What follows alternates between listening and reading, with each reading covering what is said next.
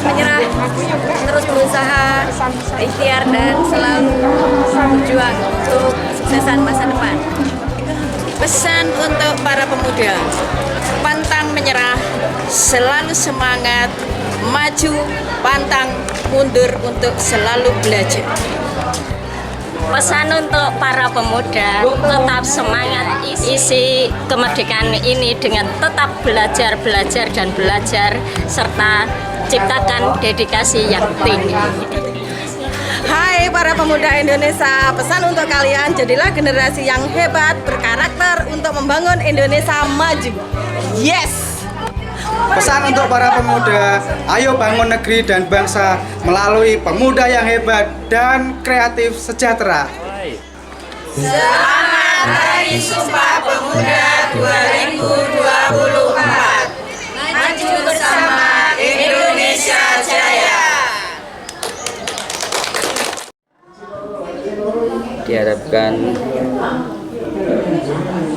bisa mengambil hikmah dan pelajaran dari para pendahulu, ya, kaum pemuda yang menjadi pelopor ya, dalam perjuangan kalangan pemuda sejak sebelum kemerdekaan bahkan sampai era kemerdekaan, dan banyak muncul tokoh-tokoh yang dulunya kaum muda kembali tampil dalam panggung politik di awal kemerdekaan, dan mereka amat besar jasanya dalam proses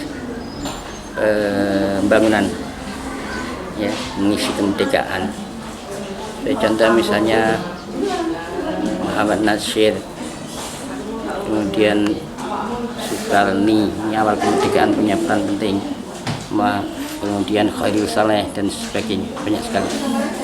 Sementara di sisi lain golongan tua yang sudah mulai awal pergerakan nasional itu muncul sebagai tokoh penggerak, tokoh yang membangkitkan nasionalisme ya, diawali dengan lahirnya Budi Utomo, kemudian Serikat Islam, Indonesia Partai, PNI, dan seterusnya, bahkan sampai kemudian menggagas pembentukan.